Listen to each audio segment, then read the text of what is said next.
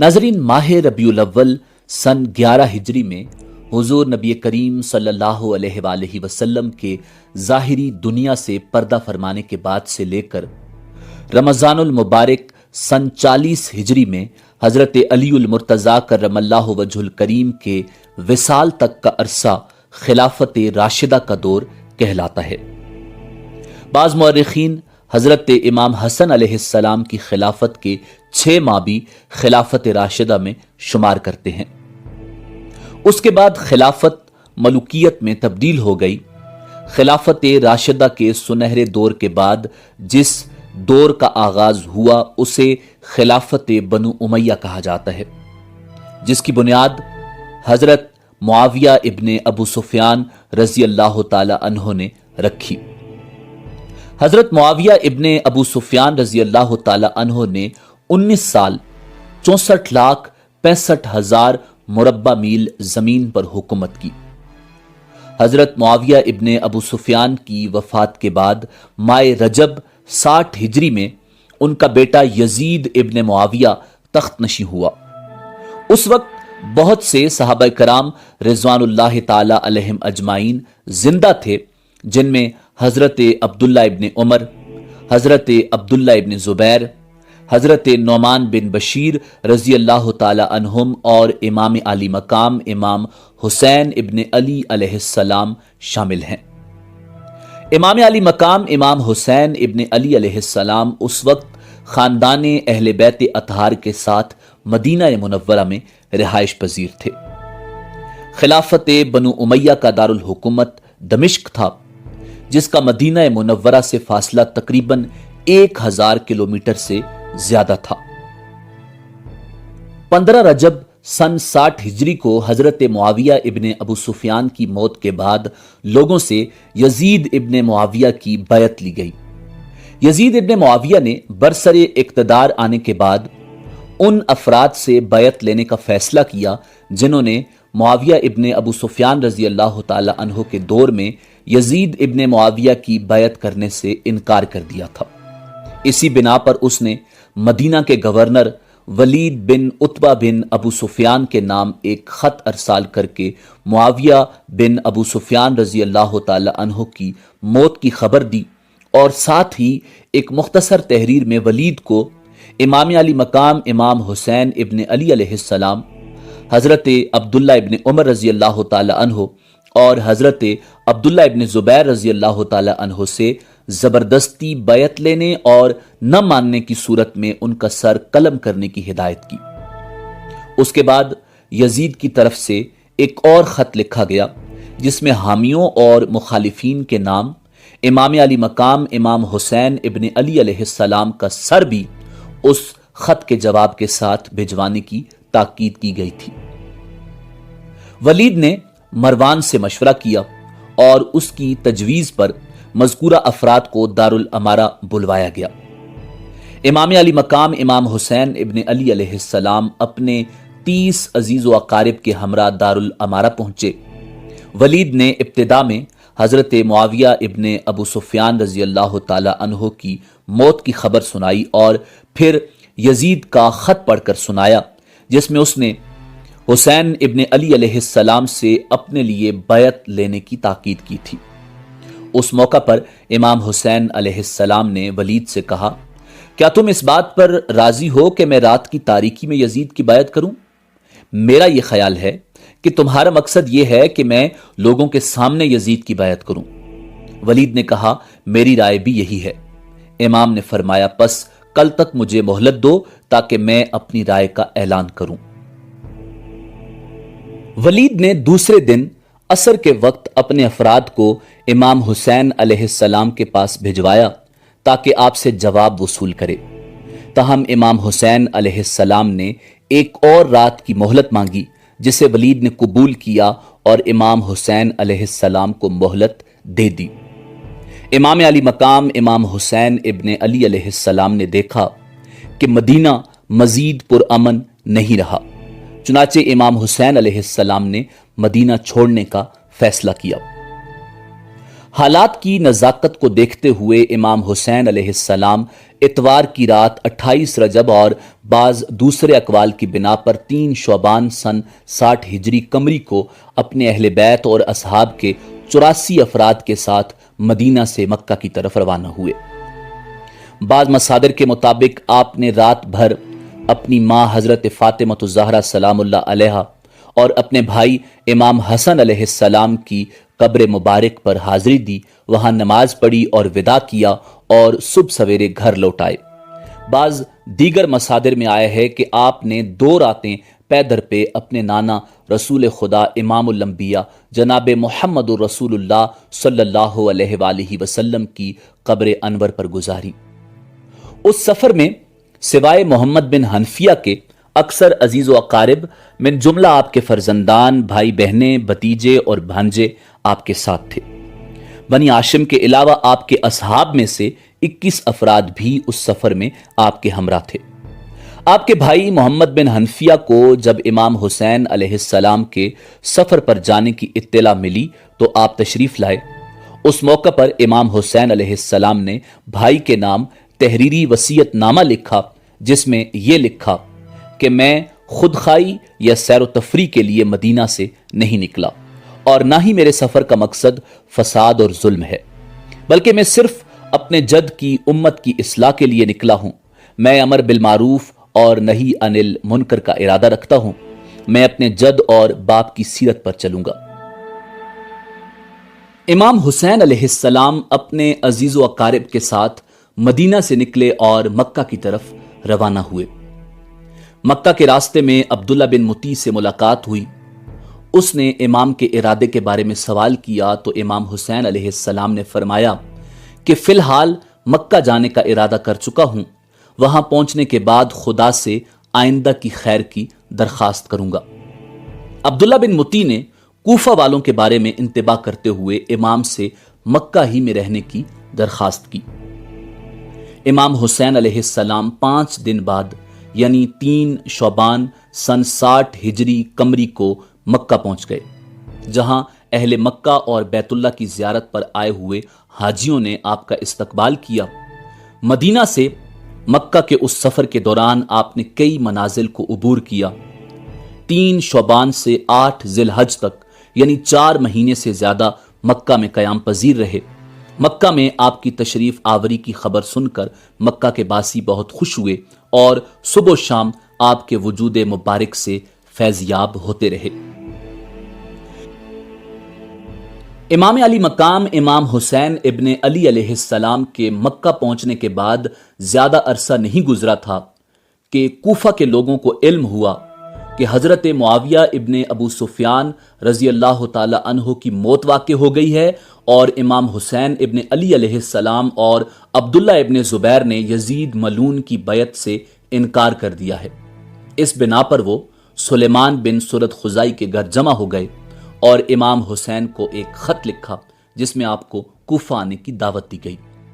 اس خط کے بھیجے ہوئے ابھی 2 دن بھی نہیں گزرے تھے کہ کوفہ والوں نے 150 خط امام حسین علیہ السلام کے نام لکھے، جس میں سے ہر ایک پر کم از کم 1 سے 4 افراد کے دستخط تھے۔ اس کے 2 دن بعد اور خط امام حسین کے نام بھیجے گئے۔ ان تمام خطوط میں امام حسین کو کوفہ آنے کی دعوت دی گئی۔ امام حسین علیہ السلام نے ان خطوط کے جواب میں تاخیر کی، یہاں تک کہ ان خطوط کی تعداد بہت زیادہ ہو گئی۔ اس موقع پر آپ نے ایک خط لکھا کہ میں اپنے خاندان میں سب سے زیادہ با اعتماد چچا زاد بھائی کو آپ کی طرف بھیج رہا ہوں تاکہ وہ مجھے آپ لوگوں کے حالات سے آگاہ کرے۔ اگر اس نے مجھے یہ خبر دی کہ آپ لوگ وہی ہو جنہوں نے مجھے خطوط لکھے ہیں تو میں آپ کے پاس آؤں گا۔ امام صرف وہ ہے جو کتاب خدا پر عمل پیرا ہو، عدالت قائم کرے، دین حق پر یقین رکھتا ہو اور اپنے آپ کو خدا کے لیے وقف کرے۔ امام حسین علیہ السلام نے اپنے چچازاد بھائی مسلم بن عقیل علیہ السلام کو وہ خط دے کر کوفہ روانہ کیا تاکہ وہاں کے حالات کا جائزہ لے اور آپ کو حالات سے آگاہ کرے۔ مسلم بن عقیل 15 رمضان کو خفیہ طور پر مکہ سے نکلے اور 5 شوال کو کوفہ پہنچ کر مختار بن ابی عبیدہ ثقفی کے گھر قیام پذیر ہوئے۔ حضرت مسلم بن عقیل علیہ السلام کی کوفہ پہنچنے کی اطلاع ملتے ہی کوفہ کے لوگ ان کے پاس آنے لگے۔ مسلم بن عقیل انہیں امام کا خط پڑھ کر سناتے اور ان سے امام حسین علیہ السلام کی بیعت لینا شروع کر دی۔ یوں 12,000 یا 18,000 یا 30,000 سے زیادہ لوگوں نے حضرت مسلم بن عقیل علیہ السلام کے ہاتھ پر امام حسین علیہ السلام کی بیعت کی اور آپ کا ساتھ دینے کا وعدہ دیا۔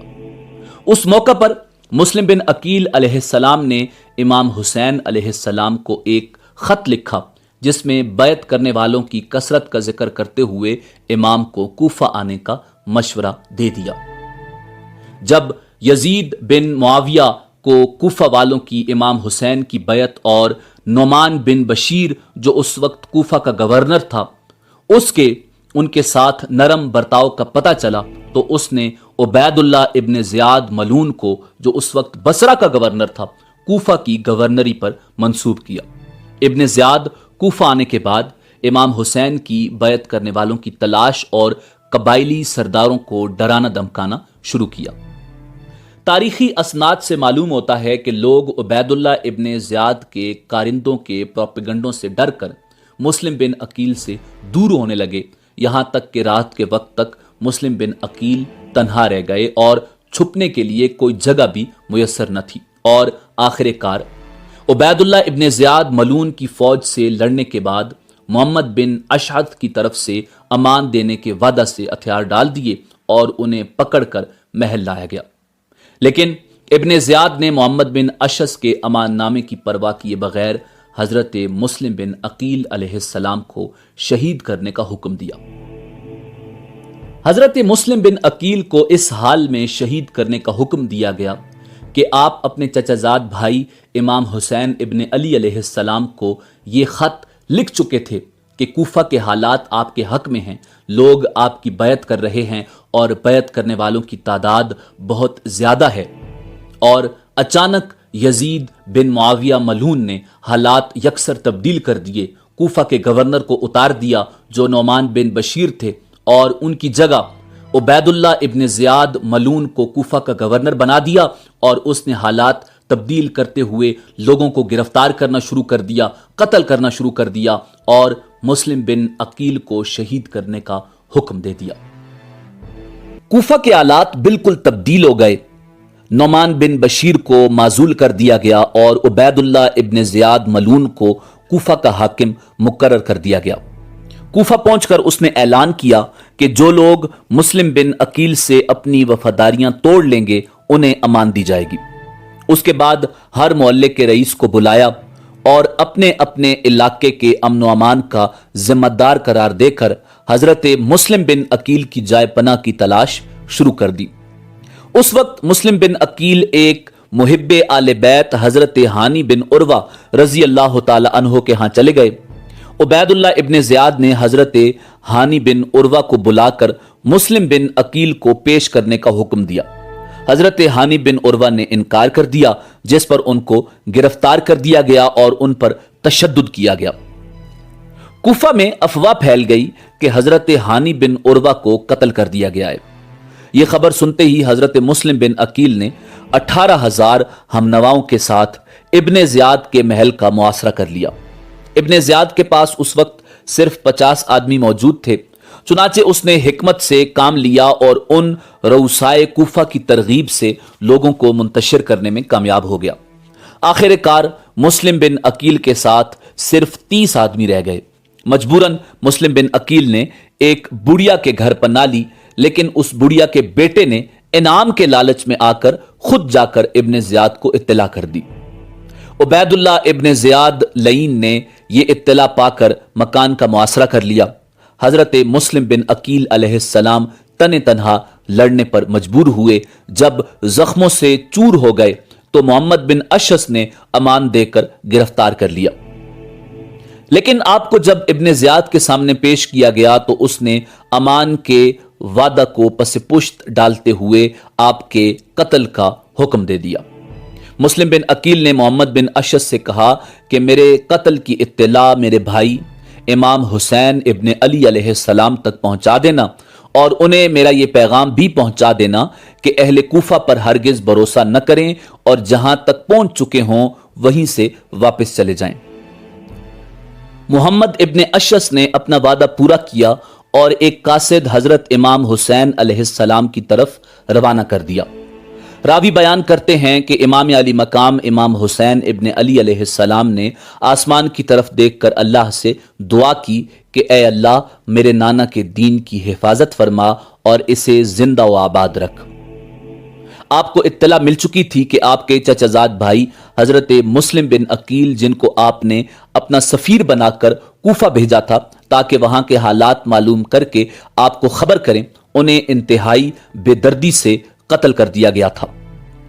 کوفہ کے لوگ جو آپ کو بار بار خطوط بھیج رہے تھے وہ گورنر کوفہ ابن زیاد کے خوف یا لالچ سے حضرت مسلم بن عقیل کو تنہا چھوڑ کر گئے اور کوفہ کی گلیوں سے بالکل ناواقف حضرت مسلم بن عقیل ابن زیاد کے ایک سپہ سالار نے ان کو امان کا وعدہ دے کر گرفتار کیا اور بعد میں انہیں کوفہ کے محل کی چھت سے دھکا دے کر شہید کر دیا گیا۔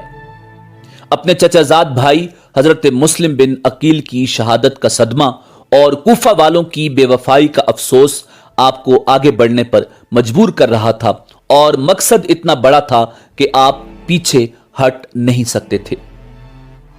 امام علی مقام امام حسین ابن علی علیہ السلام کو کوفہ سے سینکڑوں خطوط موصول ہوئے۔ ان کے جواب میں آپ نے مسلم بن عقیل کو بھیجا اور انہیں کوفہ والوں نے شہید کر دیا۔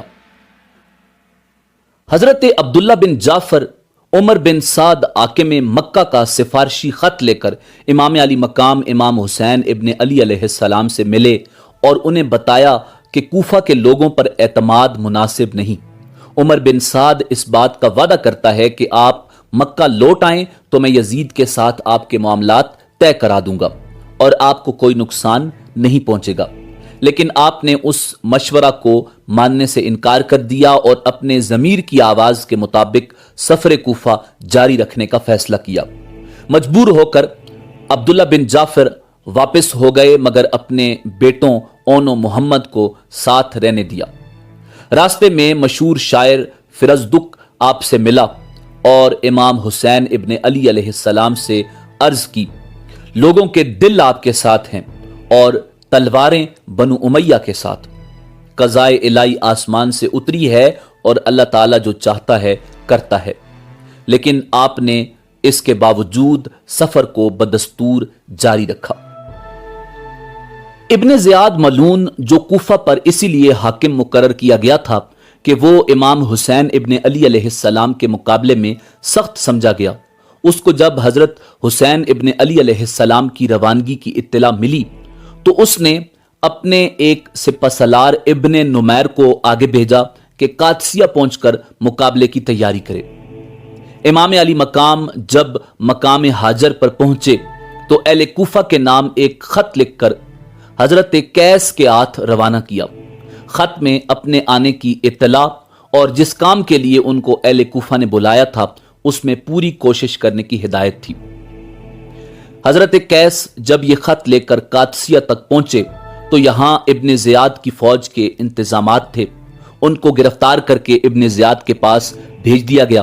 ابن زیاد نے ان کو حکم دیا کہ قصر عمارت کی چھت پر چڑھ کر معاذ اللہ امام حسین ابن علی علیہ السلام پر سب و شتم اور لعن طعن کریں۔ حضرت قیس چھت پر چڑھ گئے اور اللہ تعالیٰ کی حمد و ثنا کے بعد بآواز بلند کہا کہ اے اہل کوفہ، حسین ابن علی رسول کریم صلی اللہ علیہ وآلہ وسلم کی صاحبزادی سیدہ فاطمہ الزہرا سلام اللہ علیہا کے صاحبزادے اور اس وقت خلق اللہ میں سب سے بہتر ہیں، میں تمہاری طرف ان کا بھیجا ہوا قاصد ہوں، وہ مقام حاجر تک پہنچ چکے ہیں، تم ان کا استقبال کرو۔ اس کے بعد ابن زیاد کو برا بھلا کہا اور حضرت علی کرم اللہ وجہ الکریم کے لیے دعائے مغفرت کی۔ ابن زیاد ان کی دلیری اور جانبازی پر حیران رہ گیا، حکم دیا کہ ان کو قصر کی بلندی سے نیچے پھینک دیا جائے۔ ظالموں نے اس کے حکم کی تعمیل کی، حضرت قیس نیچے گر کر ٹکڑے ٹکڑے ہو گئے۔ امام علی مقام امام حسین ابن علی علیہ السلام کوفہ کی طرف بڑھ رہے تھے۔ راستے میں ایک پڑاؤ پر اچانک عبداللہ ابن متی سے ملاقات ہوئی۔ حضرت حسین ابن علی علیہ السلام کو دیکھ کر کھڑے ہو گئے اور عرض کیا، میرے ماں باپ آپ پر قربان ہوں، آپ کہاں جا رہے ہیں اور کیا مقصد ہے؟ امام نے اپنا ارادہ بتایا۔ حضرت عبداللہ نے عرض کیا کہ اے ابن رسول اللہ، میں تمہیں اللہ کا اور عزت اسلام کا واسطہ دے کر کہتا ہوں کہ آپ اس ارادہ سے رک جائیں۔ میں آپ کو اللہ کی قسم دیتا ہوں اور حرمت قریش اور حرمت عرب کا واسطہ دیتا ہوں کہ اگر آپ بنی امیہ سے ان کے اقتدار کو لینا چاہیں گے تو وہ آپ کو قتل کر دیں گے، اور اگر خدا نخواستہ انہوں نے آپ کو قتل کر ڈالا تو پھر دنیا میں کوئی ایسا نہ رہے گا جس سے ان کو کوئی خوف ہو۔ بخدا آپ کی بقا کے ساتھ اسلام کی اور قریش کی اور پورے عرب کی حرمت اور عزت وابستہ ہے۔ آپ ایسا ہرگز نہ کریں اور کوفہ نہ جائیں، اپنی جان کو بنی امیہ کے حوالے نہ کریں۔ مگر امام علی مقام امام حسین ابن علی علیہ السلام نے اپنا ارادہ ملتوی نہ کیا اور کوفہ کی طرف روانہ ہو گئے۔ کوفہ سے آنے والی خبریں سن کر امام حسین علیہ السلام نے اپنے ساتھیوں کو جمع کر کے فرمایا کہ اہل کوفہ نے ہمیں دھوکہ دیا اور ہمارے متبعین ہم سے پھر گئے، اب جس کا جی چاہے واپس ہو جائے، میں کسی کی ذمہ داری اپنے سر لینا نہیں چاہتا۔ اس اعلان کے ساتھ راستے سے ساتھ ہونے والے لوگ سب چلے گئے اور اب امام حسین علیہ السلام کے ساتھ صرف وہی لوگ رہ گئے جو مکہ سے ان کے ساتھ آئے تھے۔ یہاں سے روانہ ہو کر مقام عقبہ پر پہنچے تو ایک عرب ملا اور کہنے لگا کہ میں آپ کو خدا کی قسم دیتا ہوں کہ آپ لوٹ جائیں۔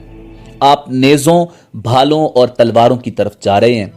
جن لوگوں نے آپ کو بلایا ہے اگر وہ خود اپنے دشمنوں سے نمٹتے اور ان کو اپنے شہر سے نکال کر آپ کو بلاتے تو وہاں جانا ایک صحیح رائے ہوتی، لیکن اس حال میں کسی طرح آپ کا جانا مناسب نہیں۔ امام نے فرمایا کہ تم جو کہہ رہے ہو مجھ پر بھی پوشیدہ نہیں، لیکن تقدیر الہی پر کوئی غالب نہیں آ سکتا۔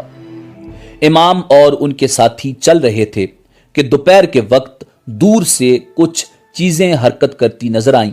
غور کرنے پر معلوم ہوا کہ گھڑ سوار فوج ہے۔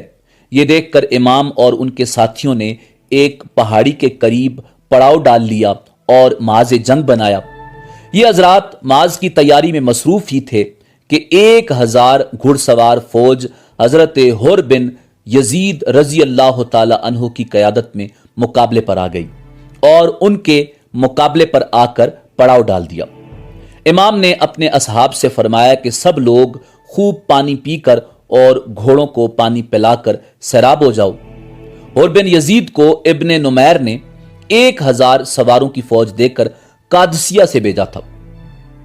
یہ اور اس کا لشکر آ کر امام حسین کے مقابل ٹھہر گئے، یہاں تک کہ ظہر کی نماز کا وقت آ گیا۔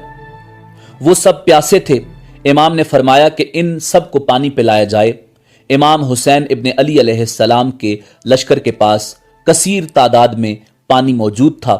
سب کو پانی سے سیراب کیا گیا۔ امام نے اپنے مؤذن کو آذان دینے کا حکم دیا اور سب نماز کے لیے جمع ہو گئے تو امام نے فریق مقابل کو سنانے کے لیے ایک تقریر فرمائی جس میں حمد و صلات کے بعد فرمایا، اے لوگو، میں اللہ تعالیٰ کے سامنے اور تمہارے سامنے یہ عذر رکھتا ہوں کہ میں نے اس وقت تک یہاں آنے کا ارادہ نہیں کیا تھا جب تک تمہارے بے شمار خطوط اور وفود میرے پاس نہیں پہنچے جن میں بیان کیا گیا تھا کہ اس وقت تک ہمارا کوئی امام اور امیر نہیں، آپ آ جائیں تو امید ہے کہ اللہ تعالیٰ آپ کو ہماری ہدایت کا ذریعہ بنا دیں۔ میں تمہارے بلانے پر آ گیا، اب اگر تم اپنے وعدوں اور عہدوں پر قائم ہو تو میں تمہارے شہر کوفہ میں جاتا ہوں، اور اگر اب تمہاری رائے بدل گئی ہے تو میرا آنا تمہیں ناگوار ہے تو میں جہاں سے آیا تھا وہیں واپس چلا جاتا ہوں۔ تقریر سن کر سب خاموش رہے۔ امام نے مؤذن کو اقامت کہنے کا حکم دیا اور حر بن یزید سے مخاطب ہو کر فرمایا، اپنے لشکر کے ساتھ علیحدہ نماز پڑھو گے یا ہمارے ساتھ؟ حر نے کہا، نہیں، آپ ہی نماز پڑھائیں، ہم سب آپ کے پیچھے نماز پڑھیں گے۔ دونوں لشکروں نے امام علی مقام امام حسین ابن علی علیہ السلام کی اقتداء میں نماز ظہر پڑھی اور پھر اپنی اپنی جگہ تشریف لے گئے۔ اس کے بعد نماز عصر کا وقت آیا تو پھر امام حسین ابن علی علیہ السلام نے نماز پڑھائی اور سب شریک جماعت ہوئے۔ عصر کے بعد پھر امام علی مقام امام حسین ابن علی علیہ السلام نے ایک خطبہ دیا۔ فرمایا، لوگو اگر تم اللہ سے ڈرو اور اہل حق کا حق پہچانو تو وہ اللہ تعالیٰ کی رضا کا سبب ہوگا۔ ہم اہل بیت خلافت کے لیے ان لوگوں سے زیادہ حقدار ہیں جو حق کے خلاف اس کا دعویٰ کرتے ہیں اور تم پر ظلم کی حکومت کرتے ہیں، اور اگر تم ہمیں ناپسند کرتے ہو اور ہمارے حق سے جاہل ہو اور اب تمہاری رائے وہ نہیں رہی جو تمہارے خطوط میں لکھی تھی اور تمہارے قاصدوں نے مجھ تک پہنچائی تھی تو میں لوٹ جاتا ہوں۔ اس وقت اور بن یزید نے کہا کہ ہمیں ان خطوط اور وفود کی کچھ خبر نہیں کہ وہ کیا ہیں اور کس نے لکھے ہیں۔ امام علی مقام امام حسین ابن علی علیہ السلام نے 2 تھیلے خطوط سے بھرے ہوئے نکالے اور ان کو ان لوگوں کے سامنے انڈیل دیا، اور نے کہا کہ بہرحال ہم ان خطوط کے لکھنے والے نہیں ہیں، اور ہمیں امیر کی طرف سے یہ حکم ملا ہے کہ ہم آپ کو اس وقت تک نہ چھوڑیں جب تک ابن زیاد کے پاس کوفہ نہ پہنچا دیں۔ امام نے جواب دیا کہ اس سے تو موت بہتر ہے۔ اس کے بعد حضرت حسین ابن علی علیہ السلام نے اپنے ساتھیوں کو حکم دیا کہ سوار ہو جائیں اور واپس لوٹ جائیں، مگر اب حر بن یزید الریاحی نے اس ارادے سے روکا تو امام کی زبان سے نکلا، حر تمہاری ماں تمہیں روئے، تم کیا چاہتے ہو؟ حر بن یزید نے کہا کہ بخدا اگر آپ کے سوا کوئی دوسرا آدمی میری ماں کا نام لیتا تو میں اسے بتا دیتا اور اس کی ماں کا اسی طرح ذکر کرتا، لیکن آپ کی ماں کو برائی کے ساتھ ذکر کرنا میرے لیے مناسب نہیں، کیونکہ وہ رسول خدا کی بیٹی سیدہ فاطمہ الزہرا سلام اللہ علیہا ہیں۔ حضرت حسین نے فرمایا کہ اچھا بتاؤ تمہارا کیا ارادہ ہے؟ حر بن یزید نے کہا کہ ارادہ یہ ہے کہ آپ کو ابن زیاد کے پاس پہنچا دوں۔ امام نے فرمایا تو پھر میں تمہارے ساتھ ہرگز نہیں جا سکتا۔ حر نے کہا تو پھر بخدا میں آپ کو نہیں چھوڑوں گا۔ کچھ دیر تک یہی بحث ہوتی رہی، پھر حر بن یزید نے کہا کہ مجھے آپ سے قتال کرنے کا حکم نہیں دیا گیا، بلکہ حکم یہ ہے کہ میں آپ سے اس وقت تک جدا نہ ہوں جب تک آپ کو کوفہ میں ابن زیاد کے پاس نہ پہنچا دوں۔ اس لیے آپ ایسا کر سکتے ہیں کہ کوئی ایسا راستہ اختیار کریں کہ نہ کوفہ جائیں اور نہ مدینہ، یہاں تک کہ میں ابن زیاد کو خط لکھوں اور آپ بھی یزید یا ابن زیاد کو لکھیں، شاید اللہ تعالیٰ میرے لیے کوئی ایسا راستہ پیدا کر دیں کہ میں آپ کے مقابلے میں نہ آؤں۔ اس لیے امام حسین علیہ السلام نے عزیب اور قادسیہ کے راستے سے بائیں جانب چلنا شروع کر دیا، اور حر بن یزید الریاحی اور اس کا لشکر امام حسین ابن علی علیہ السلام کے ساتھ چلنے لگا۔ اسی اثنا میں امام نے پھر ایک خطبہ دیا۔ حمد و ثنا کے بعد فرمایا، لوگو رسول اللہ صلی اللہ علیہ وآلہ وسلم نے فرمایا ہے کہ جو شخص کسی ایسے بادشاہ کو دیکھے جو اللہ کے حرام کو حلال سمجھے اور اللہ کے عہد کو توڑ دے، سنت رسول کی مخالفت کرے، اللہ کے بندوں کے ساتھ گناہ اور ظلم و عدوان کا معاملہ کرے، اور یہ شخص اس کے ایسے افعال و اعمال دیکھنے کے باوجود کسی قول یا فعل سے اس کی مخالفت نہ کرے، تو اللہ تعالیٰ کے ذمہ ہے کہ اس کو بھی اسی ظالم بادشاہ کے ساتھ اسی کے مقام دوزخ میں پہنچا دے۔ اور تم یہ بھی جانتے ہو کہ یزید اور اس کے امراء و حکام نے شیطان کی پیروی کو اختیار کر رکھا ہے اور رحمان کی اطاعت کو چھوڑ بیٹھے ہیں، اور زمین میں فساد پھیلا دیا، حدود الہیہ کو معطل کر دیا، اسلامی بیت المال کو اپنی ملک سمجھ لیا، اللہ کے حرام کو حلال کر ڈالا اور حلال کو حرام ٹھہرا دیا، اور میں دوسروں سے زیادہ حقدار ہوں۔ میرے پاس تمہارے خطوط اور وفود تمہاری بیعت کا پیغام لے کر پہنچے ہیں کہ تم میرا ساتھ نہیں چھوڑو گے اور میری جان کو اپنی جانوں کے برابر سمجھو گے۔ اب اگر تم اپنی بیعت پر قائم ہو تو ہدایت پاؤ گے۔ میں رسول کریم صلی اللہ علیہ وآلہ وسلم کی لخت جگر فاطمہ کا بیٹا ہوں۔ میری جان آپ لوگوں کی جانوں کے ساتھ اور میرے اہل و عیال آپ لوگوں کے اہل و عیال کے ساتھ ہیں۔ تم لوگوں کو چاہیے کہ میری اتباع کرو۔ اگر تم ایسا نہیں کرتے بلکہ میری بیعت کو توڑتے ہو اور میرے عہد سے پھر جاتے ہو تو وہ تم لوگوں سے کچھ بعید بھی نہیں، کیونکہ یہی کام تم میرے باپ علی اور میرے بھائی حسن اور چچازاد بھائی مسلم بن عقیل کے ساتھ کر چکے ہو۔ اور وہ آدمی بڑا فریب میں ہے جو تمہارے عہد و پیمان سے دھوکہ کھائے، سو تم نے خود اپنا آخرت کا حصہ ضائع کر دیا اور اپنے حق میں ظلم کیا، اور جو شخص بیعت کر کے توڑتا ہے وہ اپنا نقصان کرتا ہے، اور قریب ہے کہ اللہ تعالیٰ مجھے تم سے مستغنا فرما دے۔ والسلام۔ حر بن یزید نے کہا کہ میں آپ کے ساتھ جنگ و جدل پر مامور نہیں ہوں، لیکن مجھے حکم ہے کہ آپ سے جدا نہ ہوں حتیٰ کہ آپ کو کوفہ لے جاؤں۔ پس اگر آپ میرے ساتھ آنے سے اجتناب کرتے ہیں تو ایسے رستے پر چلیں جو کوفہ کی طرف بھی نہ جا رہا ہو اور مدینہ کی طرف بھی نہ جا رہا ہو، تاکہ میں عبید اللہ ابن زیاد کو ایک خط لکھوں۔ آپ بھی اگر چاہیں تو یزید کو خط لکھیں تاکہ شاید یہ امر عافیت اور امن پر ختم ہو جائے۔ میرے نزدیک یہ عمل اس سے کہیں زیادہ بہتر ہے کہ میں آپ کے ساتھ جنگ میں آلودہ ہو جاؤں۔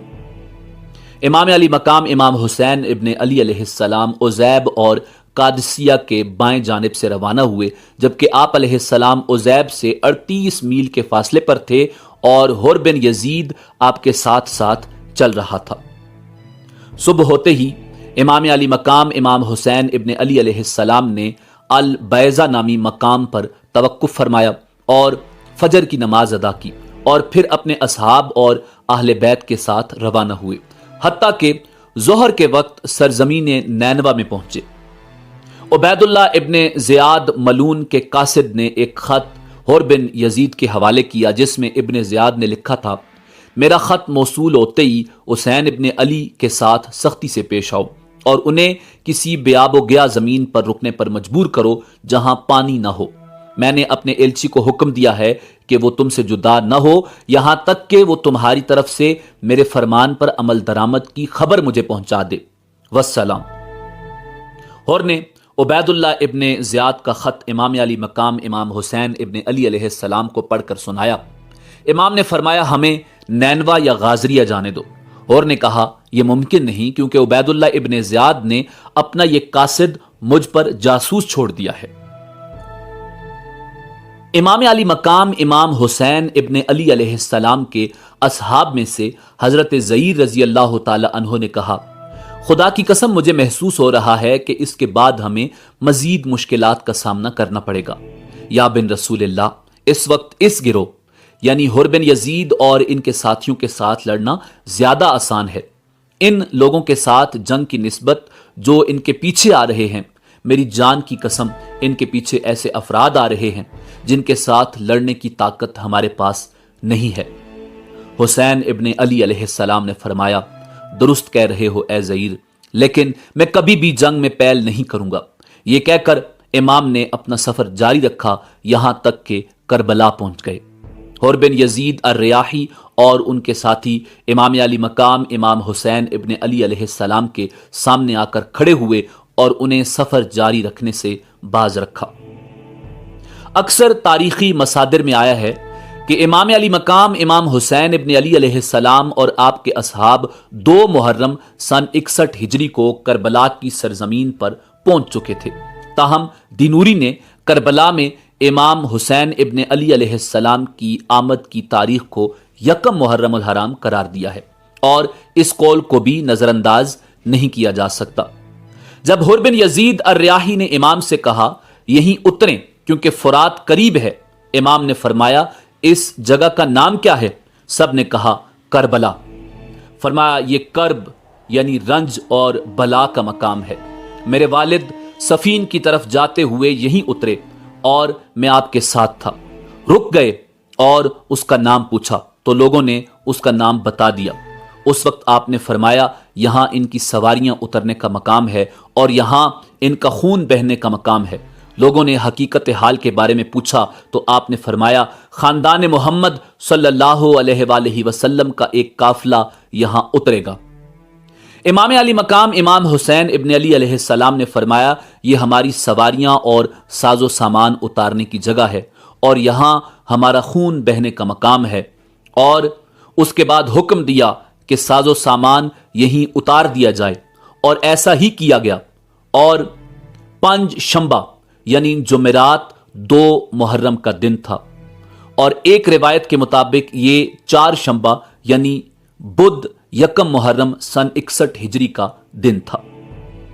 منقول ہے کہ کربلا میں پڑاؤ ڈالنے کے بعد امام نے اپنے فرزندوں، بھائیوں اور اہل خانہ کو اکٹھا کیا اور سب پر ایک نگاہ ڈالی اور روئے اور فرمایا، خداوند ہم تیرے نبی کی اطرت اور خاندان ہیں جنہیں اپنے شہر و دیار سے نکال باہر کیا گیا ہے، اور حیران و پریشان اپنے نانا رسول اللہ صلی اللہ علیہ وآلہ وسلم کے حرم سے نکالا گیا ہے، اور بار خدایا بنو امیہ نے ہمارے خلاف جاہریت کی ہے، خداوند پس ان سے ہمارا حق لے لے اور ظالموں کے خلاف ہماری نصرت فرما۔ اس کے بعد آپ نے اصحاب کی طرف رخ کیا اور فرمایا، لوگ دنیا کے غلام ہیں اور دین صرف ان کی زبانوں تک محدود ہے، اس وقت تک دین کی حمایت و پشت پناہی کرتے ہیں جب تک ان کی زندگی فلاح و رفاہ میں ہو، اور جب بھی بلا و آزمائش کی گھڑی ہو تو دیندار بہت قلیل ہیں۔ 2 محرم سن 61 ہجری کو امام علی مقام امام حسین ابن علی علیہ السلام اور آپ کے اصحاب سرزمین کربلا پر اترے۔ حر بن یزید الریاحی نے ایک خط عبید اللہ ابن زیاد کے لیے لکھا اور اس کو اس امر کی اطلاع دی۔ حر کا خط ملتے ہی عبید اللہ ابن زیاد نے ایک خط امام حسین علیہ السلام کے نام بھیجا، جس میں اس نے لکھا تھا، اما بعد اے حسین، کربلا میں تمہارے پڑاؤ ڈالنے کی خبر ملی۔ امیر المومنین یزید بن معاویہ نے مجھے حکم دیا ہے کہ چین سے نہ سوؤں اور پیٹ بھر کر کھانا نہ کھاؤں، حتیٰ کہ تمہیں خدائے دانائے لطیف سے ملحق یعنی قتل کروں معاذ اللہ، یا پھر تمہیں اپنے حکم اور یزید کے حکم کی تعمیل پر آمادہ کروں، والسلام۔ روایات کے مطابق امام حسین ابن علی علیہ السلام نے خط پڑھنے کے بعد ایک طرف پھینک دیا اور فرمایا، جن لوگوں نے اپنی رضا اور خوشنودی کو خدا کی رضا اور خوشنودی پر مقدم رکھا وہ ہرگز فلاح نہ پا سکیں گے۔ ابن زیاد کے قاصد نے کہا، یا ابا عبداللہ، آپ خط کا جواب نہیں دیں گے؟ فرمایا، اس خط کا جواب اللہ کا دردناک عذاب ہے جو بہت جلد اس کو اپنی لپیٹ میں لے لے گا۔ قاصد ابن زیاد کے پاس واپس گیا اور امام حسین علیہ السلام کا کلام سنایا۔ عبید اللہ ابن زیاد نے امام حسین علیہ السلام کے خلاف جنگ کے لیے لشکر تشکیل دینے کا حکم دیا۔ عمر بن سعد امام علی مقام امام حسین علیہ السلام کے کربلا میں پڑاؤ ڈالنے کے دوسرے دن یعنی 3 محرم الحرام کو 4000 افراد کے لشکر کے ساتھ کربلا پہنچا۔ عمر بن سعد کی کربلا آنے کی کیفیت کے بارے میں روایات میں آتا ہے، عبید اللہ ابن زیاد نے عمر بن سعد کو 4000 کوفیوں کے لشکر کا امیر قرار دیا اور حکم دیا کہ وہ ان کوفیوں کو رے لے جا کر ان علاقوں پر قابض ہو جائے اور ان لوگوں کے خلاف جنگ کرے۔ عبید اللہ ابن زیاد نے پہلے ہی رے کی حکومت کا حکم عمر بن سعد کے نام پر لکھ دیا تھا اور اس کو رے کا والی مقرر کیا تھا۔ ابن سعد اپنے لشکر کے ساتھ کوفہ سے باہر نکلا اور حمام عین کے مقام پر لشکر گاہ قائم کی۔ وہ رے جانے کے لیے تیاری کر رہا تھا کہ اسی اثنا میں امام حسین علیہ السلام کے قیام کا مسئلہ پیش آیا، اور جب امام حسین علیہ السلام نے کوفہ کی طرف عزیمت کی تو ابن زیاد نے عمر بن سعد کو بلوایا اور حکم دیا، پہلے امام حسین ابن علی علیہ السلام سے جنگ کرنے جاؤ اور اس جنگ سے فارغ ہونے کے بعد اپنی حکومت کے مقام کی طرف کوچ کرو۔ عمر بن سعد امام حسین علیہ السلام کے ساتھ جنگ کو پسند نہیں کرتا تھا، چنانچہ اس نے عبید اللہ ابن زیاد سے کہا، مجھے اس کام سے معاف کرو، لیکن ابن زیاد نے اس جنگ سے عمر بن سعد کی معافی کو رے کی حکومت کا حکم واپس کرنے سے مشروط کیا۔ ابن زیاد نے عمر بن سعد کو مجبور کر کے 4000 فوج کے ساتھ مقابلے کے لیے بھیج دیا۔ عمر بن سعد نے ہر چند چاہا کہ اس کو حضرت حسین ابن علی علیہ السلام کے مقابلے کی مصیبت سے نجات مل جائے، مگر ابن زیاد نے کوئی بات نہ سنی اور ان کو مقابلے کے لیے بھیج دیا۔ عمر بن سعد یہاں پہنچا تو امام حسین علیہ السلام سے کوفہ آنے کی وجہ پوچھی۔ آپ نے پورا واقعہ بتایا اور یہ کہ میں اہل کوفہ کا بلایا ہوا آیا ہوں، اگر اب بھی ان کی رائے بدل گئی ہے تو واپس جانے کے لیے تیار ہوں۔ عمر بن سعد نے ابن زیاد کو اس مضمون کا خط لکھا کہ حسین واپس جانے کے لیے تیار ہیں۔ ابن زیاد نے جواب دیا کہ حسین کے سامنے صرف ایک بات رکھو کہ یزید ابن معاویہ کے ہاتھ پر بیعت کریں، جب وہ ایسا کر لیں تو پھر ہم غور کریں گے کہ ان کے ساتھ کیا معاملہ کیا جائے۔ اور عمر بن سعد کو حکم دیا کہ حسین اور ان کے رفقا پر پانی بالکل بند کر دو۔ یہ واقعہ امام حسین علیہ السلام کی شہادت سے 3 دن پہلے کا ہے۔ ان حضرات پر پانی بالکل بند کر دیا گیا، یہاں تک کہ جب یہ سب حضرات پیاس سے پریشان ہو گئے تو حسین ابن علی علیہ السلام نے اپنے بھائی حضرت عباس علمدار کو پانی لانے کے لیے بھیجا۔ اس کے بعد حضرت حسین ابن علی علیہ السلام نے عمر بن سعد کے پاس پیغام بھیجا کہ آج رات کو ہماری ملاقات اپنے اپنے لشکر کے ساتھ ہو جانی چاہیے تاکہ ہم سب کے سامنے گفتگو کریں۔ عمر بن سعد اس پیغام کے مطابق رات کو ملا۔ امام حسین علیہ السلام نے فرمایا کہ ہمارے بارے میں آپ 3 صورتوں میں سے کوئی اختیار کر لو۔ نمبر 1، میں جہاں سے آیا ہوں وہیں واپس چلا جاؤں۔ نمبر 2، یا میں یزید کے پاس پہنچ جاؤں اور خود اس سے اپنا معاملہ طے کروں۔ نمبر 3، یا مجھے مسلمانوں کی کسی سرحد پر پہنچا دو، جو حال وہاں کے لوگوں کا ہوگا میں اسی میں بسر کروں گا۔ بعض لوگوں نے آخری 2 صورتوں کا انکار کیا ہے کہ امام حسین علیہ السلام نے یہ 2 صورتیں پیش نہیں فرمائیں۔ عمر بن سعد نے امام علی مقام امام حسین ابن علی علیہ السلام کی یہ تقریر سن کر پھر ابن زیاد کو ایک خط لکھا۔ اللہ تعالیٰ نے جنگ کی آگ بجھا دی اور مسلمانوں کا کلمہ متفق کر دیا۔ مجھے حضرت حسین نے 3 صورتوں کا اختیار دیا ہے اور ظاہر ہے کہ ان میں آپ کا مقصد پورا ہوتا ہے اور امت کی اس میں صلاح و فلاح ہے۔ ابن زیاد بھی عمر بن سعد کے اس خط سے متاثر ہوا اور کہا کہ یہ خط ایک ایسے شخص کا ہے جو امیر کی اطاعت بھی چاہتا ہے اور اپنی قوم کی عافیت کا بھی خواہش مند ہے، ہم نے اس کو قبول کر لیا۔ ادھر شمر ذوالجوشن ملعون نے کہا کہ کیا آپ حسین کو مہلت دینا چاہتے ہیں کہ قوت حاصل کر کے پھر تمہارے مقابلے پر آئے؟ وہ اگر آج تمہارے ہاتھ سے نکل گئے تو پھر کبھی تم ان پر قابو نہ پا سکو گے۔ مجھے اس میں عمر بن سعد کی سازش معلوم ہوتی ہے، کیونکہ میں نے سنا ہے کہ وہ راتوں کو آپس میں باتیں کرتے ہیں۔ ہاں، آپ حسین علیہ السلام کو اس پر مجبور کریں کہ وہ آپ کے پاس آ جائیں، پھر آپ چاہیں سزا دیں چاہیں معاف کریں۔ ابن زیاد نے شمر ذوالجوشن ملعون کی رائے قبول کر کے عمر بن سعد کو اسی مضمون کا خط لکھا اور خود شمر ذوالجوشن ہی کے ہاتھ عمر بن سعد کے پاس وہ خط بھیجا اور یہ ہدایت کر دی کہ اگر عمر بن سعد اس حکم کی تعمیل فوراً نہ کرے تو اس کو قتل کر دیا جائے اور اس کی جگہ تم یعنی شمر ذوالجوشن لشکر کا امیر ہو۔ اس نے لکھا کہ میں نے تمہیں اس لیے نہیں بھیجا کہ تم جنگ سے بچو یا ان کو مہلت دو یا ان کی سفارش کرو۔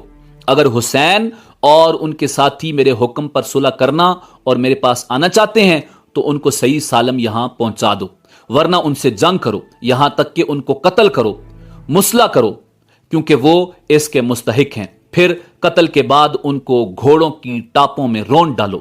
اگر تم نے ہمارے اس حکم کی تعمیل کی تو تم کو ایک فرما بردار کی طرح انعام ملے گا، اور اگر اس کی تعمیل نہیں کرتے تو ہمارے لشکر کو فوراً چھوڑ دو اور چارج شمر ذوالجوشن کے سپرد کر دو، والسلام۔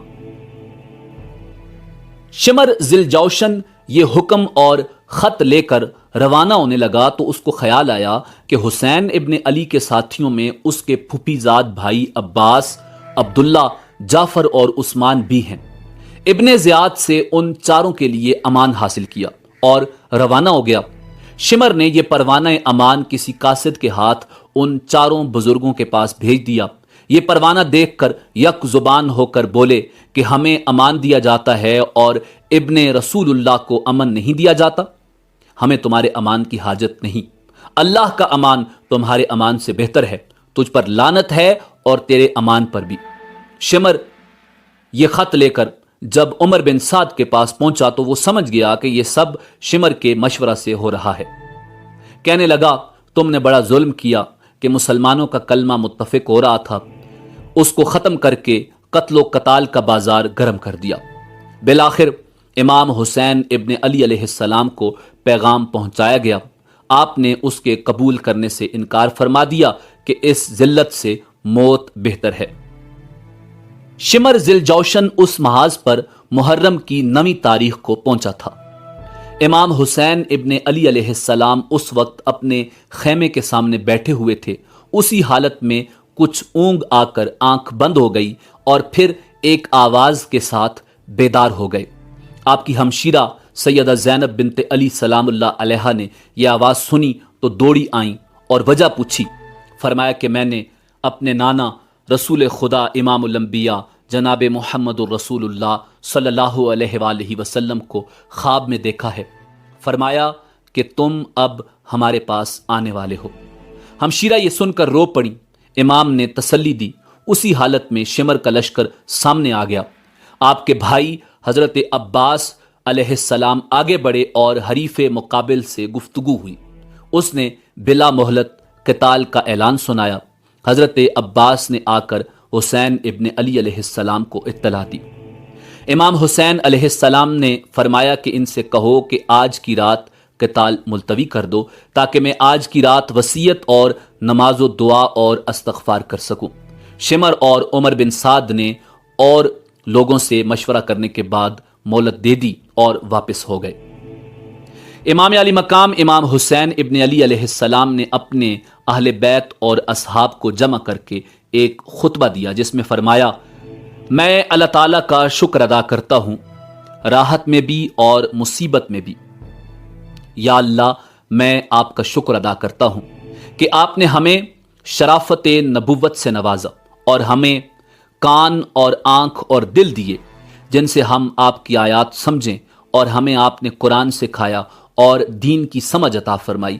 ہمیں آپ اپنے شکر گزار بندوں میں داخل فرما لیجئے۔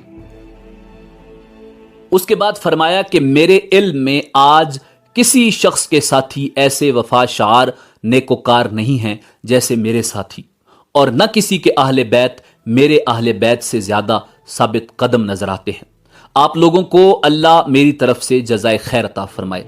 میں سمجھتا ہوں کہ کل ہمارا آخری دن ہے۔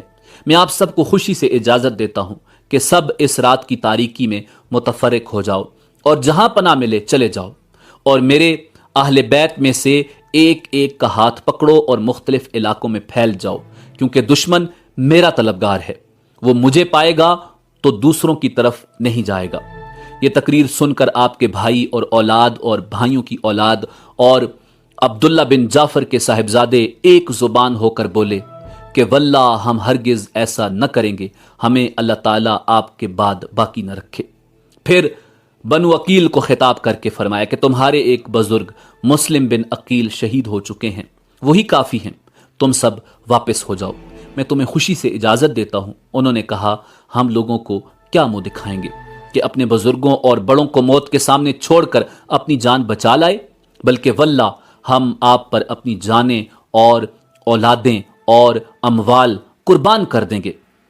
مسلم بن عوسجہ نے اسی طرح کی ایک جوشیلی تقریر کی کہ جب تک میرے دم میں دم ہے میں آپ کے سامنے قتال کرتا ہوا جان دے دوں گا۔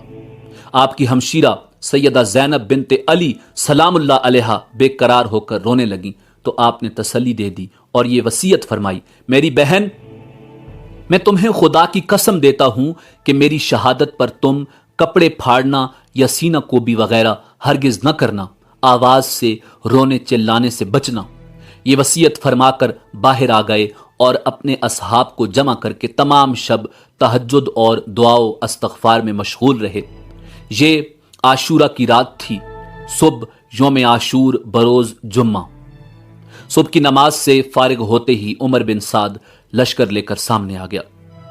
امام حسین ابن علی علیہ السلام کے ساتھ اس وقت کل 72 اصحاب تھے، 23 سوار اور 40 پیادہ۔ آپ نے بھی مقابلے کے لیے اپنے اصحاب کی صف بندی فرمائی۔ عمر بن سعد نے اپنے لشکر کو 4 حصوں پر تقسیم کر کے ایک حصے کا ایک امیر بنایا۔ ان میں سے ایک حصے کا امیر حور بن یزید تھا جو سب سے پہلے 1000 کا لشکر لے کر مقابلے کے لیے بھیجا گیا۔ امام حسین کے ساتھ ساتھ چل کر آ رہا تھا۔ اس کے دل میں اہل بیت اطہار کی محبت کا جذبہ بیدار ہو چکا تھا۔ اس وقت اپنی سابقہ کارروائی پر نادم ہو کر حسین ابن علی علیہ السلام کے قریب ہوتے ہوتے یک بارگی گھوڑا دوڑا کر حسین ابن علی علیہ السلام کے لشکر میں آ ملے اور عرض کیا کہ میری ابتدائی غفلت اور آپ کو واپسی کے لیے راستہ نہ دینے کا نتیجہ اس صورت میں ظاہر ہوا جو ہم دیکھ رہے ہیں۔ واللہ مجھے یہ اندازہ نہ تھا کہ یہ لوگ آپ کے خلاف اس حد تک پہنچ جائیں گے اور آپ کی کوئی بات نہ مانیں گے۔ اگر میں یہ جانتا تو ہرگز آپ کو نہ روکتا۔ میں اب تائب ہو کر آیا ہوں، اس لیے اب میری سزا اور توبہ یہی ہے کہ میں بھی آپ کے ساتھ قتال کرتا ہوا جان دے دوں، اور ایسا ہی ہوا۔ امام علی مقام امام حسین ابن علی علیہ السلام گھوڑے پر سوار ہوئے اور آگے بڑھ کر بآواز بلند فرمایا، لوگو میری بات سنو، جلدی نہ کرو تاکہ میں حق نصیحت ادا کر دوں جو میرے ذمہ ہے، اور تاکہ میں تمہیں اپنے یہاں آنے کی وجہ بتا دوں۔ پھر اگر تم میرا عذر قبول کرو اور میری بات کو سچا جانو اور میرے ساتھ انصاف کرو تو اس میں تمہاری فلاح و سعادت ہے، اور پھر تمہارے لیے میرے قتال کا کوئی راستہ نہیں۔ اور اگر تم میرا عذر قبول نہ کرو تو تم سب مل کر مقرر کرو اپنا کام اور جمع کر لو اپنے شریکوں کو، پھر نہ رہے تم کو اپنے کام میں شبہ، پھر کر گزرو میرے ساتھ اور مجھ کو مہلت نہ دو۔ یہ وہ الفاظ ہیں جو اللہ کے پیغمبر حضرت نوح علیہ نبینا علیہ السلام نے اپنی قوم کو کہے تھے۔ امام کے یہ کلمات بہنوں اور عورتوں کے کان میں پڑے تو ضبط نہ کر سکیں، رونے کی آوازیں بلند ہو گئیں۔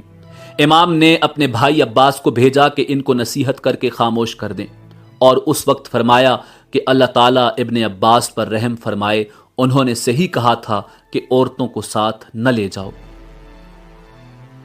امام علی مقام امام حسین ابن علی علیہ السلام جب دشمن کی فوج کو مخاطب کر کے متوجہ کر چکے اور عورتوں کو خاموش کر دیا تو ایک درد انگیز و نصیحت آمیز بلیغ و بے نظیر خطبہ دیا۔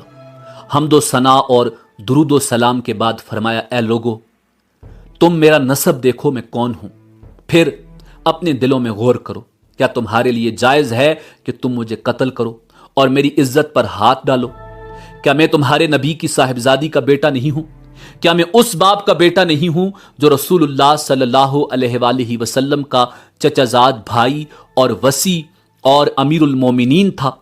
کیا سید الشہداء حمزہ میرے باپ کے چچا نہیں تھے؟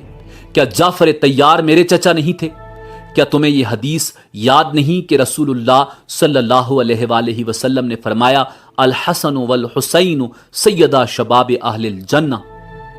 اگر تم میری بات کی تصدیق کرتے ہو، اور واللہ میری بات بالکل حق ہے، میں نے عمر بھر کبھی جھوٹ نہیں بولا جب سے مجھے یہ معلوم ہوا کہ اس سے اللہ تعالیٰ ناراض ہوتا ہے، اور اگر تمہیں میری بات کا یقین نہیں تو تمہارے اندر ایسے لوگ موجود ہیں جن سے اس کی تصدیق ہو سکتی ہے۔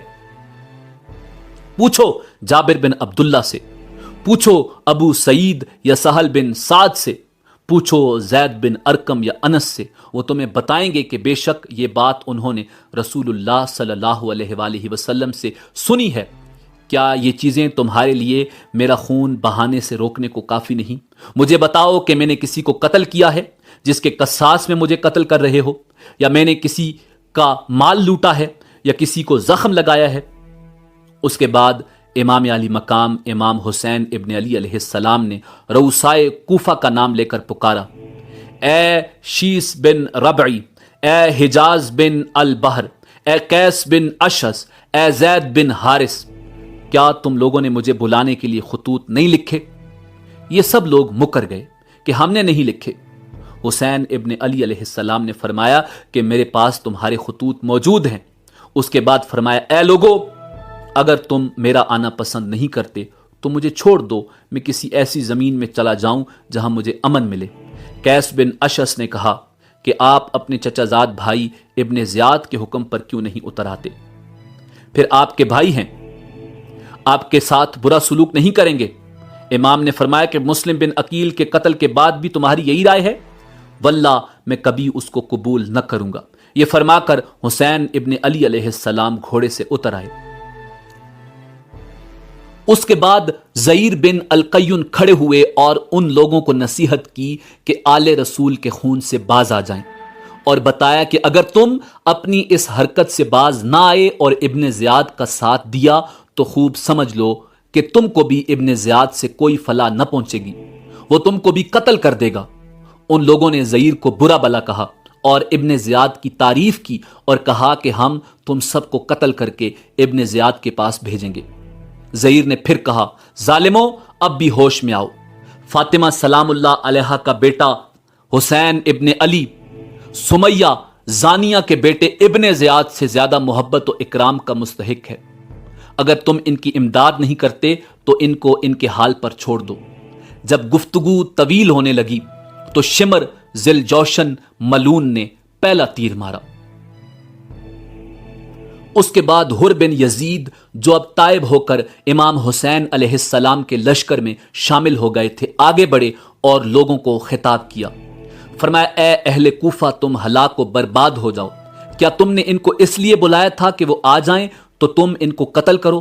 تم نے کہا تھا کہ ہم اپنی جان و مال آپ پر قربان کریں گے، اور اب تم ہی ان کے قتل کے در پہ ہو۔ ان کو اس کی بھی اجازت نہیں دیتے کہ خدا کی طویل و عریض زمین میں کہیں چلے جائیں جہاں ان کو اور اہل بیت کو امن ملے۔ ان کو تم نے قیدیوں کی مثل بنا لیا ہے اور دریائے فرات کا جاری پانی ان پر بند کر دیا ہے، جس کو یہودی، نصرانی، مجوسی سب پیتے ہیں۔ حسین ابن علی علیہ السلام اور ان کے اہل بیت پیاس سے بے ہوش ہو رہے ہیں۔ تم نے محمد الرسول اللہ صلی اللہ علیہ وآلہ وسلم کے بعد ان سے ان کی اولاد کے بارے میں نہایت شرمناک سلوک کیا۔ اللہ تعالیٰ قیامت کے روز تم کو پیاسا رکھے اگر توبہ نہ کرو اور اپنی حرکت سے باز نہ ہو۔ اب حر بن یزید الریاحی پر بھی تیر پھینکے گئے، وہ واپس آ گئے، حسین ابن علی علیہ السلام کے آگے کھڑے ہو گئے۔ اس کے بعد تیر اندازی کا سلسلہ شروع ہو گیا، پھر گھمسان کی جنگ ہوئی، فریق مخالف کے بھی کافی آدمی مارے گئے۔ حسین ابن علی علیہ السلام کے رفقا بھی شہید ہوئے۔ حر بن یزید نے حسین ابن علی علیہ السلام کے ساتھ ہو کر شدید قتال کیا، بہت سے دشمنوں کو واصل جہنم کیا۔ مسلم بن اوسجا زخمی ہو کر گر گئے۔ حبیب بن مظاہر ان کے پاس آئے اور کہا کہ جنت کی خوشخبری تمہارے لیے ہے۔ اگر میں یہ جانتا کہ میں بھی تمہارے پیچھے شہید ہونے والا ہوں تو میں تم سے تمہاری وصیت پوچھتا۔ انہوں نے کہا، ہاں، ایک وصیت کرتا ہوں۔ حسین ابن علی علیہ السلام کی طرف اشارہ کر کے فرمایا، جب تک زندہ ہو ان کی حفاظت کرنا۔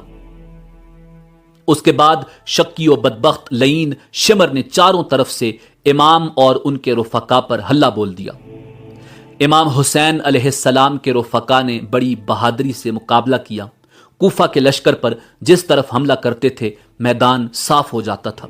جب عروہ بن قیس نے یہ حالت دیکھی تو عمر بن سعد سے مزید فوج طلب کی اور شیس بن ربی سے کہا کہ تم کیوں نہیں آگے بڑھتے؟ اس وقت شیس سے نہ رہا گیا اور کہا، تم سب گمراہ ہو۔ ابن علی جو اس وقت روئے زمین پر سب سے بہتر ہیں، ان سے قتال کرتے ہو اور سمیہ زانیہ کے لڑکے ابن زیاد کا ساتھ دیتے ہو۔ عمر بن سعد نے جو فوج اور تازہ دم دستے منگوائے، یہ آ کر مقابلے پر ڈٹ گئے۔ اصحاب حسین نے ان کا نہایت بہادری سے مقابلہ کیا اور گھوڑے چھوڑ کر میدان میں پیادہ آ گئے۔ اس وقت بھی حر بن یزید نے سخت قتال کیا۔ اب دشمن نے خیموں میں آگ لگانا شروع کر دی۔ امام علی مقام امام حسین ابن علی علیہ السلام کے اکثر رفقا شہید ہو چکے تھے اور دشمن کے دستے امام حسین علیہ السلام کے قریب پہنچ چکے تھے۔ حضرت ابو شمامہ رضی اللہ تعالی عنہ نے عرض کیا کہ میری جان آپ پر قربان ہو، میں چاہتا ہوں کہ آپ کے سامنے قتل کیا جاؤں، لیکن یہ دل چاہتا ہے کہ ظہر کا وقت ہو چکا ہے، یہ نماز ادا کر کے پروردگار کے سامنے جاؤں۔ امام حسین علیہ السلام نے بآواز بلند فرمایا کہ جنگ ملتوی کرو، ہم نماز پڑھ لیں۔ ایسی گمسان کی جنگ میں کون سنتا تھا؟ طرفین سے قتل و قتال جاری تھا اور ابو شمامہ اسی حالت میں شہید ہو گئے۔ اس کے بعد امام حسین علیہ السلام نے اپنے چند اصحاب کے ساتھ نماز ظہر صلاۃ الخوف کے مطابق ادا فرمائی۔ نماز کے بعد پھر قتال شروع ہوا۔ اب یہ لوگ امام حسین علیہ السلام تک پہنچ چکے تھے۔ آپ کے اصحاب آپ کے سامنے آ کر کھڑے ہو گئے اور سب تیر اپنے بدن پر کھاتے رہے، یہاں تک کہ زخموں سے چور ہو کر گر گئے۔ اس وقت زئیر بن القیون نے حضرت حسین ابن علی علیہ السلام کی مدافعت میں سخت قتال کیا، یہاں تک کہ وہ بھی شہید ہو گئے۔ اس وقت امام حسین علیہ السلام کے پاس بجز چند رفیقوں کے کوئی نہ رہا تھا، اور یہ رفقا بھی دیکھ رہے تھے کہ ہم نے حضرت حسین علیہ السلام کے سامنے شہید ہونا ہے۔ وہ جانتے تھے کہ ہم حسین کو بچا نہیں سکتے اور نہ خود بچ سکتے ہیں۔ ان میں سے ہر ایک کی خواہش تھی کہ حسین کے سامنے پہلے شہید ہو جائیں، اس لیے ہر شخص نہایت شدت و شجاعت سے مقابلہ کر رہا تھا۔ اسی دوران امام علی مقام امام حسین ابن علی علیہ السلام کے بڑے صاحبزادے جناب علی اکبر علیہ السلام یہ شعر پڑھتے ہوئے آگے بڑھے: میں علی بن حسین بن علی ہوں، قسم ہے رب کعبہ کی کہ ہم رسول اللہ صلی اللہ علیہ وآلہ وسلم سے قریب تر ہیں۔ کمبخت مرہ نے ان کو نیزہ مار کر گرا دیا، پھر کچھ اور شکی آگے بڑھے اور لاش کے ٹکڑے کر دیے۔ امام علی مقام امام حسین ابن علی علیہ السلام سامنے آئے اور کہا: خدا اس قوم کو برباد کرے جس نے تجھ کو قتل کیا ہے۔ یہ لوگ اللہ تعالیٰ کے معاملے میں کیسے بے وقوف ہیں، تیرے بعد اب زندگی پر خاک ہے۔ ان کی لاش اٹھا کر خیمے کے پاس لائی گئی۔